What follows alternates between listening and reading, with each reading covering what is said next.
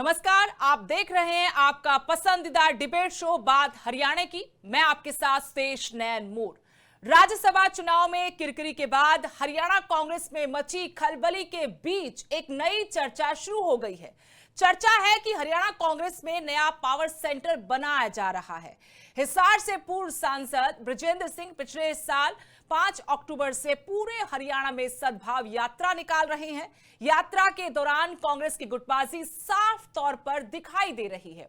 कुमारी सैलजा, रणदीप सिंह सुरजेवाला गुट के नेता विधायक यात्रा में शामिल हो रहे हैं, तो हुड्डा खेमा यात्रा से दूरी बनाए हुए है। लेकिन राहुल गांधी 3 बार बृजेंद्र सिंह से मुलाकात कर यात्रा पर जानकारी ले चुके हैं। उनकी सहमति से ही यात्रा शुरू की गई। राज्यसभा चुनाव में कांग्रेस के 9 विधायकों के वोट पार्टी के खिलाफ पड़े। इसको लेकर बृजेंद्र सिंह ने बिना नाम लिए नेता प्रतिपक्ष भूपेंद्र सिंह हुड्डा पर तीखा वार किया और दावा किया कि राहुल गांधी उनकी यात्रा के बारे में पूरी जानकारी लेते हैं और राहुल गांधी यात्रा में शामिल भी हो सकते हैं। ऐसे में फिर से उन चर्चाओं को हवा मिली है कि कांग्रेस आलाकमान हरियाणा में भूपेंद्र सिंह हुड्डा के हाथों में पूरी कमान नहीं देना चाहता और ऐसे में बृजेंद्र सिंह का साथ देकर हरियाणा कांग्रेस में नया पावर सेंटर बनाने की कोशिशें हो रही हैं। कांग्रेस के इस नए प्रयोग को समझने और इसके हरियाणा की राजनीति में मायनों पर चर्चा से पहले आपको दिखाते हैं स्पेशल रिपोर्ट।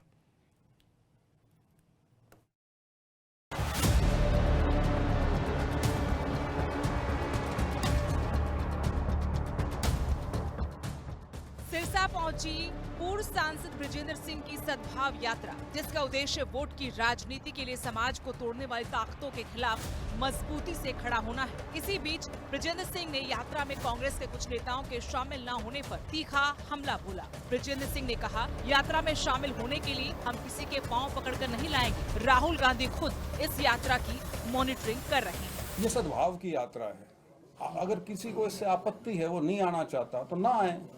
हम किसी के पांव पकड़ने नहीं जाएंगे इसके लिए। आप अगर इस मुहिम का हिस्सा बनना चाहते हैं, एक लड़ाई जो कांग्रेस पार्टी के लिए हम सड़क पे लड़ने लग रहे हैं एक लंबी यात्रा के माध्यम से, अगर आप उसका हिस्सा नहीं बनना चाहते तो आपको मुबारक हो।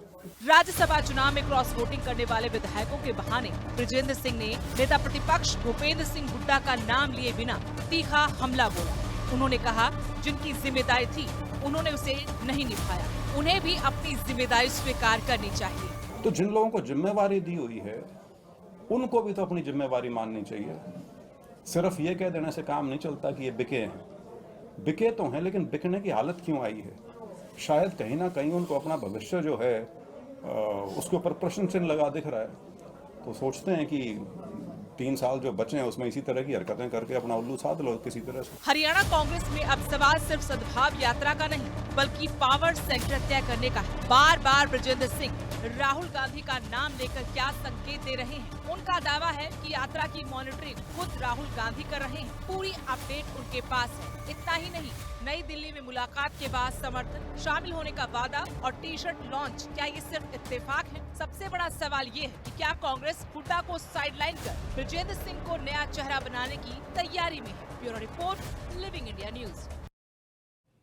तो चलिए चर्चा की शुरुआत करेंगे। सभी खास मेहमान इस वक्त हमारे साथ जुड़ गए हैं। इनेलो प्रवक्ता ओंकार सिंह हमारे साथ है, कांग्रेस की तरफ से एनपी चौहान, बीजेपी प्रवक्ता शंकर धूपड़ हमारे साथ जुड़े हैं। सभी का बहुत बहुत स्वागत है। और मेरा पहला सवाल चौहान साहब आपसे है। ऐसी चर्चाएं फिर तेज हो रही हैं कि हरियाणा कांग्रेस में नए पावर सेंटर को लेकर आलाकमान के दिमाग में कोई बड़ी योजना है। जो बृजेंद्र सिंह ने कहा वो भी आपने सुना होगा, क्या मायने हैं इन बयानों के? सबसे पहले तो मैडम मोर साहब, आपसे और आपके चैनल का मैं हार्दिक धन्यवाद करना चाहता हूं, जिन्हें हमें समय दिया और पब्लिक में ये आप स्पष्ट चर्चा करते हैं, संदेश अच्छा जाता है। हरियाणा की जनता भी आपके चैनल को बहुत पसंद करती है। मेरी आपसे नमस्कार। जो आपके चैनल को देख रहे हैं प्रदेशवासी तमाम लोगों को मेरी हाथ जोड़ के राम राम। जो मेरे साथी प्रवक्ता आपके डिबेट में शामिल हैं उनको भी मेरी राम राम। देखिए मैडम, ये चर्चा कुछ चली हुई है जी। ऐसी बात नहीं है कि देखिए, जो ठीक बात है वो माननी भी चाहिए। चर्चा है, लेकिन अभी तक इसको स्पष्ट रूप से कहीं दिखाई नहीं दिया। इसको ज्यादा बीजेपी के जो हमारे लोग हैं वो इसको ज्यादा हवा दे रहे, जबकि अभी तक ऐसा एक भी कोई ऐसी बात नहीं है। बिल्कुल भूपेंद्र हुड्डा विधायक दल के नेता हैं, और हाँ, ये जिम्मेदारी उनको जरूर दी गई थी कि राज्यसभा का चुनाव आपकी देखरेख में होगा, और उन्होंने बड़ी मेहनत की। लेकिन जो वोट क्रॉस हुए उनमें तो देखिए उनका सरकार से संबंध था, सैनी साहब से संबंध था, पैसे से संबंध था, या कोई उनको डराया धमकाया गया, या वो क्या मामला किस तरीके से था, ये सब भूपेंद्र हुड्डा जी के नॉलेज में है। हमारे जो बड़े नेता हैं केसी वेणुगोपाल जी, उनके भी दिमाग में है सारी बात, राव नरेंद्र जी के भी सारी बात समझ में है, शैलजा जी के भी, रणदीप जी के भी, वीरेंद्र जी के भी। लेकिन ये चर्चा जिस तरह की चल रही है, मैं समझता हूं ये वैसे ही खामखा चर्चा है, ऐसा कुछ नहीं है। बिल्कुल कांग्रेस में है थोड़ी सी पता नहीं किस तरीके से ये गड़बड़ थोड़ी सी रह रही है। इतनी ईमानदारी तो है कम से कम कुछ लोगों में आज राजनीति में कि उसको स्वीकार कर लेते, चाहे वो बात पार्टी के खिलाफ क्यों ना हो। चौहान साहब, ये तो तारीफ करने वाली बात है आपकी, स्वीकार तो आप कर रहे हैं। देखिए, अपने अपने तरीके से मैडम आंदोलन सभी लोग कर रहे हैं।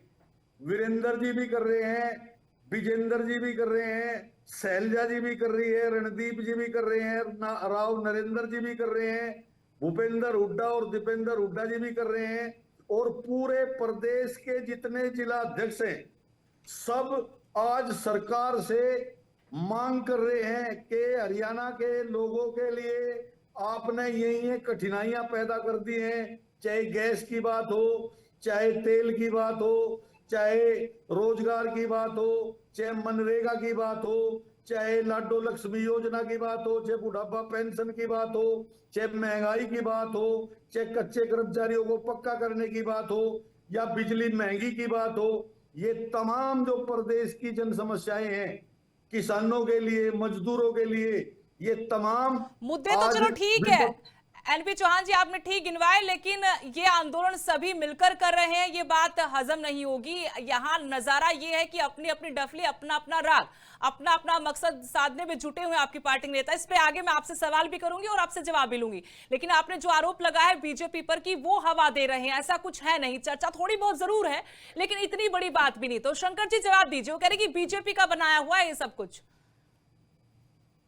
पहले तो सुदेश जी, आपको और आपके दर्शकों को नमस्कार, दोनों साथी पैनलिस्ट को भी, प्रवक्ताओं को भी नमस्कार। हरियाणा में कांग्रेस अब एक नहीं है, आपका विषय भी यही है, पावर सेंटर में बटी हुई दिखाई दे रही है, और मुख्य रूप से भूपेंद्र सिंह जी हुड्डा और कुमारी शैलजा गुट की खींचतान बिल्कुल खुल करके सामने आ रही है।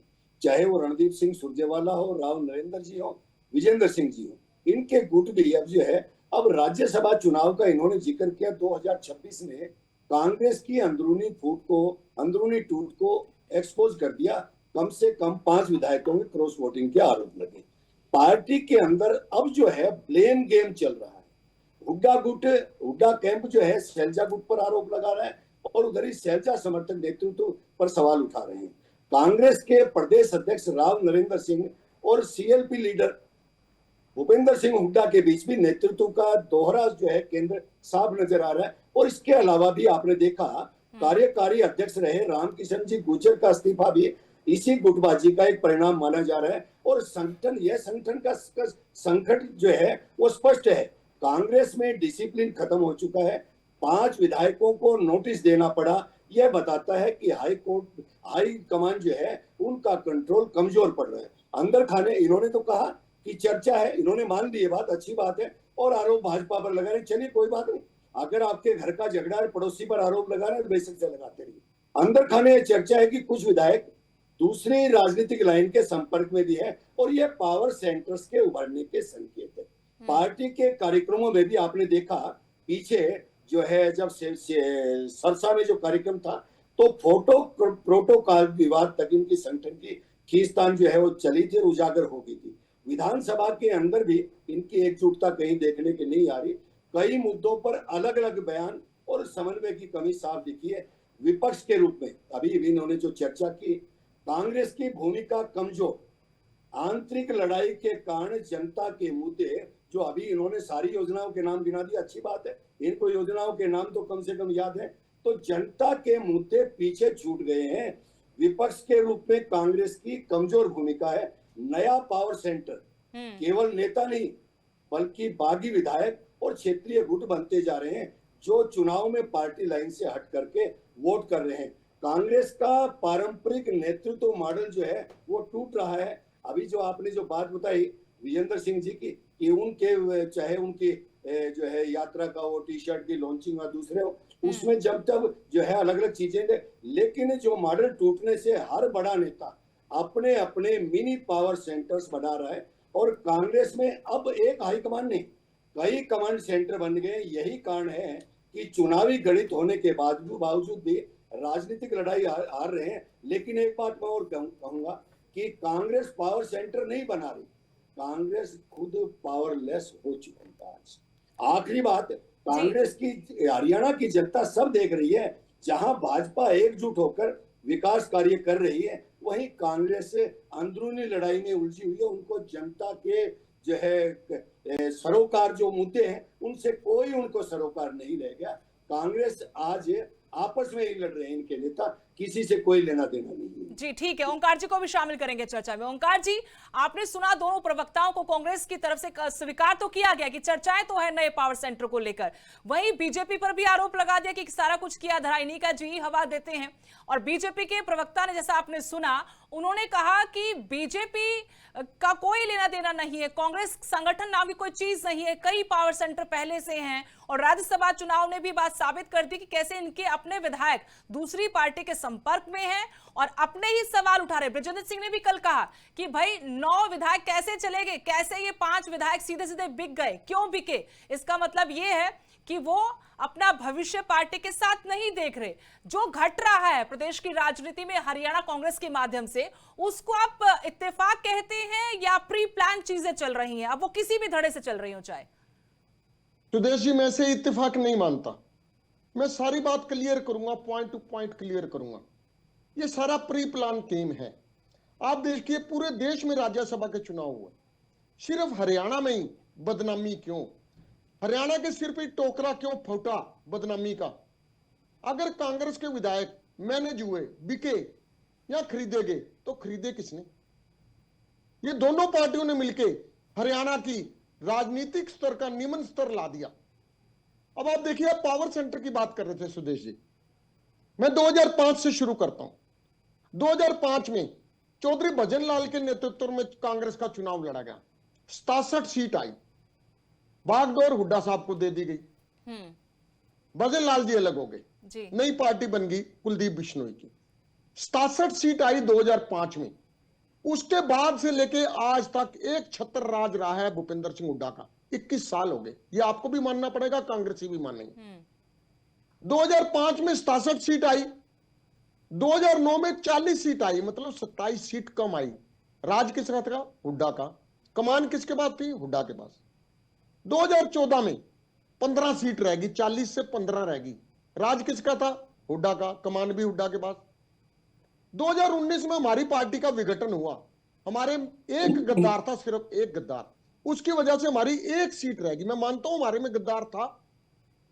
2019 में कांग्रेस की 31 सीट आई, मतलब 67 से कम। और 2024 में जब पूरे देश में चर्चा थी कि कांग्रेस में प्रचंड बहुमत से कांग्रेस की सरकार आएगी हरियाणा में, तब कितनी सीट आई? 37। किसकी कमी रही? 21 साल से एक ही व्यक्ति का राज तो है कांग्रेस में, हुड्डा का। क्या 67 के आंकड़े को दोबारा छू पाई कांग्रेस? क्या कहीं प्रोग्रेस कर पाई? नहीं कर पाई, क्योंकि कहीं ना कहीं गुटबाजी है, कहीं ना कहीं हुड्डा के नेतृत्व में कमी है। हुड्डा नहीं तो कुलदीप बिश्नोई और किरण चौधरी को पार्टी से बाहर का रास्ता दिलाया। पहले, इससे पहले इंद्रजीत सिंह को भूल गया, कई नेताओं को बाहर का रास्ता दिखाया। और अब मैं एक बहुत महत्वपूर्ण बात कहने जा रहा हूं। 2016 से राज्यसभा के 4 बार चुनाव हुए। 2016 में आर के आनंद जी को खड़ा किया सोनिया गांधी जी की इजाजत से, उनके आशीर्वाद से।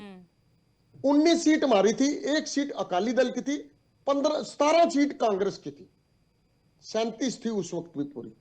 14 सीटें, 14 वोटें पेन कांड के द्वारा इनवैलिड कर दी गई और हुड्डा साहब ने वोट नहीं डाली। किसके विधायक बिके थे? कांग्रेस के। उसके बाद दीपेंद्र हुड्डा खड़ा हुआ। दीपेंद्र हुड्डा के समय बीजेपी ने कैंडिडेट ही खड़ा नहीं किया। क्यों? यह बात जरूर पूछना कांग्रेस के प्रवक्ता से कि जब दीपेंद्र हुड्डा खड़ा हुआ तब भी तो बीजेपी खड़ा आपसे कर जवाब सकती। लेंगे जी। जब दीपेंद्र हुड्डा खड़ा हुआ तब भी तो बीजेपी खड़ा कर सकती थी, लेकिन नहीं किया। जब माकन की बारी आई तब क्या हुआ? 31 सीट थी, 31 ही चाहिए थी, लेकिन कांग्रेस को वोट मिली 29, 2 वोट कम मिली कुलदीप बिश्नोई और किरण चौधरी की। जिम्मेवारी किसकी? मेरी या आपकी? जिम्मेवारी तो हुड्डा साहब की है। और इस बार 37 विधायक थे, 9 विधायक इनके कुछ ने गलत कर दी और कुछ ने वोट क्रॉस की। मैं दोनों को एक ही कैटेगरी में रखूंगा जी, क्योंकि गलती तो दोनों की है, चाहे क्रॉस की चाहे गलत की। इन 9 विधायकों को टिकट किसने दी थी? सबसे पहला पॉइंट तो ये है, अगर तो टिकट किसी और ने दी थी तो हुड्डा साहब को क्लीन चिट देनी बनती है। अगर इन 9 विधायकों को टिकटें भी हुड्डा साहब ने दी थी, क्योंकि इन्हीं का तो छत्र राज था। आज कांग्रेस का हाईकमान देख चुका है कि यहां पे बार बार गड़बड़ हो रही है, बार बार। और ये गड़बड़ दीपेंद्र हुड्डा के टाइम में क्यों नहीं हुई? आज ये तो बात नेचुरल है कि कांग्रेस अपने परंपरागत दौर से निकल चुकी है और इसका पतन तय है। हमारे ऊपर ये बीती है, हमने स्वयं देखा है। 19 सीट थी हमारी, 19 से 1 रह गई थी। आज वही परिस्थितियां कांग्रेस के ऊपर है। कांग्रेस की 37 सीट है और आने वाले समय में ढूंढते रह जाओगे कांग्रेस की कितनी सीट है, क्योंकि जनता में विश्वास एक खो छोटा चुकी सा है जवाब कांग्रेस। आपसे ओंकार चाहती हूँ। क्या आपको लगता है कि अब कांग्रेस आलाकमान विकल्प के तौर पर दूसरा पावर सेंटर बना रही है, विकल्प की तलाश में है और वो विकल्प उनको बृजेंद्र सिंह के जरिए नजर भी आ रहा है? छोटा सा जवाब, फिर हम जाएंगे एनपी चौहान जी के पास। हाईकमान कहीं ना कहीं प्रेशर में है, पहले भी था। अब वो प्रेशर में रहेगा या नहीं रहेगा? हाँ। मेरे को लगता है कि अब हाईकमान प्रेशर में नहीं रहेगा। उसने बहुत समय दे दिया, हुड्डा साहब को 21 साल दे दिए। अब मेरे को लगता है कि हरियाणा में हुड्डा साहब का दौर खत्म हो। चलिए एनपी चौहान जी, जो आपके साथी प्रवक्ता ने आरोप लगा कि भाई ये खेल तो 21 साल से चल रहा है और तमाम जो आंकड़ों के साथ और जो घटनाएं घटी हैं राजनीतिक, उनके जरिए उन्होंने ये बताने की कोशिश की है कि ये प्री प्लान चीजें हैं और अब अति हो गई है। इससे आज हम चर्चा भी कर रहे हैं कि नया पावर सेंटर बनाने की कोशिशें हो रही हैं क्या, ताकि जैसा कि सियासी विरोधी कहते भी है कि आलाकमान पर दबाव रहता है भूपेंद्र सिंह हुड्डा का। ताकत इतनी तो रखते ही है ना वो, तभी तो एक छत्र राज करते हैं पार्टी पर। चाहे अध्यक्ष कोई भी हुआ चलती उनकी है, चुनाव कोई भी हुआ चलती उनकी है। मोर साहब, मैडम, मैं पहले तो मेरे जो साथी हैं सरदार जी, इन लोगों के प्रवक्ता, पहले तो इनकी बात का जवाब दे देता हूं, फिर मैं शंकर जी का, बीजेपी के साथी का जवाब देता हूं। और देखिए, सबसे बड़ी बात है कि जिसके घर में घर नहीं संभल रहा हो जिस आदमी का, वो कांग्रेस इतने बड़े देश में इतनी बड़ी विपक्ष की भूमिका में है, वो भी हमारे पे आरोप लगा रहे हैं। हमारी पार्टी का अंदरूनी मामला है, हाई कमान कतई प्रेशर में नहीं है। भूपेंद्र हुड्डा विधायक दल के नेता हैं, रहेंगे, चलेगी ऐसी। हाँ, विजेंद्र जी का भी सम्मान होगा और वीरेंद्र जी का भी सम्मान होगा, शैलजा जी का भी सम्मान है। ये सब एक राय करके चलते हैं, लेकिन कहीं जो छोटी मोटी बात है उसको हाई कमान देखेगा। और अरे 25% विधायक बिक गए आपके, ये छोटी बात है। 37 में से 9 विधायक मैनेज हो गए, ये छोटी बात है। ओम प्रकाश चौटाला जी, वो स्वर्ग में है, हम नरक में हैं। उसके रहते रहते इस घर की 2 फाड़ हुई। अब है कहीं, वो तो मैं पहले ही कह रहा हूं, वो तो मैंने पहले स्वीकार किया कि हमारी 19 सीट से 1 सीट रह गई। हमने टूट देखी, हमने फूट देखी। आपके तो देवीलाल जी के बाद अरे हमारे तो एक गद्दार था, एक। तुम्हारे में 9 तो सामने नजर आ रहे हैं, हमारे तो एक था। सुनिए सरदार जी, जब आपकी बारी थी मैं बिल्कुल नहीं बोला। चौहान साहब, हमारे तो एक गद्दार था, आया सीएम, एक था। अरे आपके तो सरदार जी, देख रही है। सरदार जी, आपसे ज्यादा बोलना आता है मेरे को, लेकिन मैं बड़े मर्यादा में बात कर रहा हूं कि जब आप बोल रहे थे मैंने बिल्कुल एक अक्षर नहीं कहा।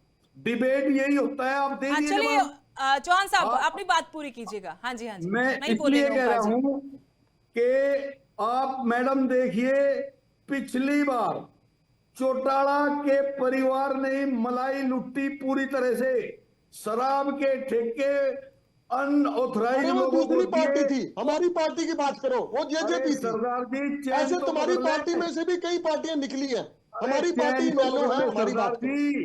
दर्द कितना हुआ, दर्द मेरे भी हुआ अरे दर्द की बात नहीं है, वो हमारी पार्टी नहीं है, हमारी मैं इनेलो कह है। रहा हूं या तो हमारी पार्टी की बात करो। ओम प्रकाश चौटाला का लड़का है।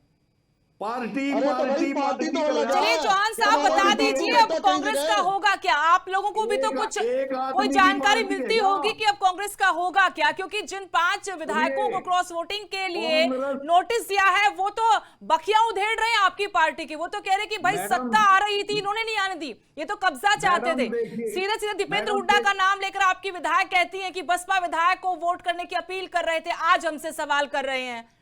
आपने भी मैडम सुना जी, होगा ना, मैं सभी की आपकी- बयानबाजी सुनी होगी। इजराइल मोहम्मद इजराइल कह रहे हैं कर लो जो करना है। आज मोहम्मद इलियास मैं- मुख्यमंत्री से मिले। आप देख रहे ना मैं- कि नेतृत्व पर मैं सवाल आपकी- नहीं तो क्या है।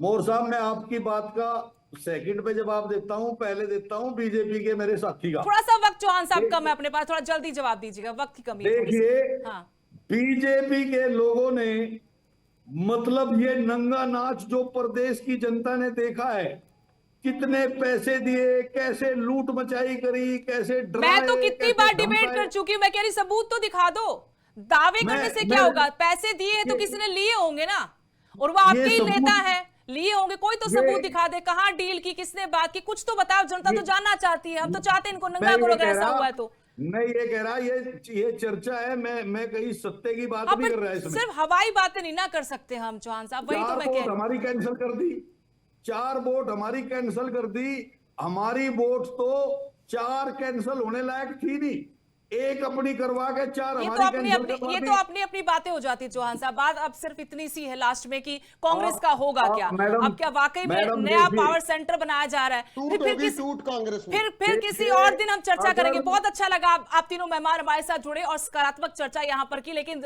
सवाल सिर्फ यही है, जवाब कब मिलेगा कि क्या होगा कांग्रेस का? क्या वाकई में भूपेंद्र सिंह हुड्डा का विकल्प तलाशा जा रहा है, या फिर इसको ऐसे देखें कि सारी ताकत आलाकमान भूपेंद्र सिंह हुड्डा के हाथों में नहीं छोड़ना चाहता? जैसा कि इनेलो के प्रवक्ता ने भी कहा कि किस तरीके सिलसिलेवार तरीके से कई राजनीतिक घटनाक्रम ऐसे हुए जिससे सवाल तो जरूर उठ रहे हैं। फिलहाल के लिए बात हरियाणा की इस डिबेट शो में इतना ही। नमस्कार।